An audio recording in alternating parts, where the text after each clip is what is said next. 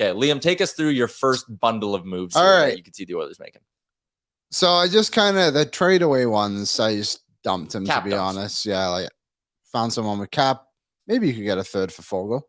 I think it's a bit heavy. I think it's probably the highest you could get for him. Probably a fourth. Yamamoto, fifth is probably the highest too. I aim big. Re-signed Bouchard for 3.5 for the 1 year, and then Clem Shady for 2 years, 1.5. McLeod 2 years, 2 million, and Lavoie 2 years, 900K. Then I signed Connor Brown, David Kempf, and Matthias Janmark as my free agents.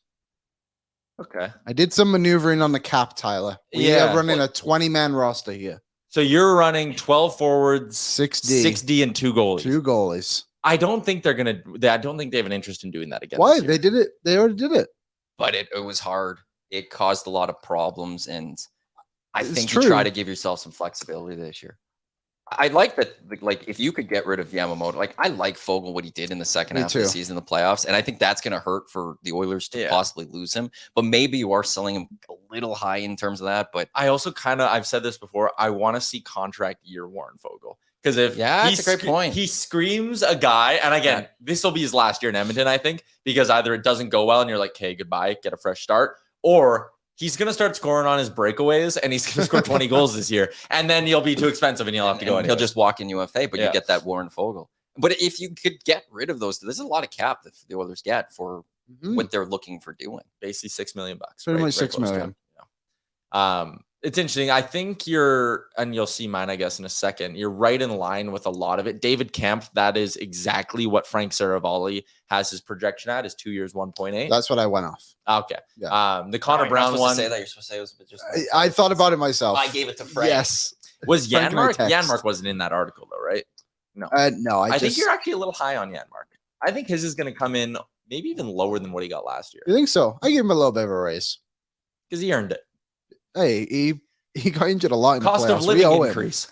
Inflation. Yes, exactly. He's coming from tax-free states. We got to make up for that for him. Okay, so I think we can go to mine next, my trades and signings. And I think what you'll see is they're largely the same.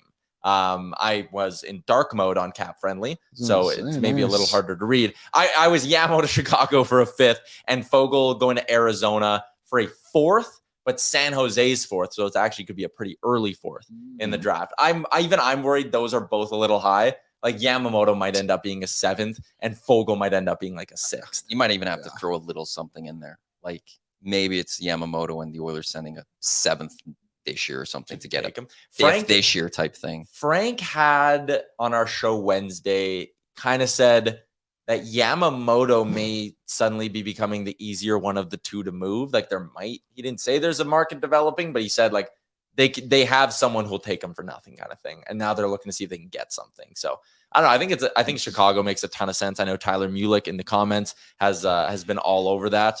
He also adds that they have Janmark at 2 by 1.8. So my Janmark contract there at the bottom is pretty low. I had Bouchard at 3, not 3.5. I think if it's the 1 year deal, it's going to be cheap because he has no ground to stand on, right?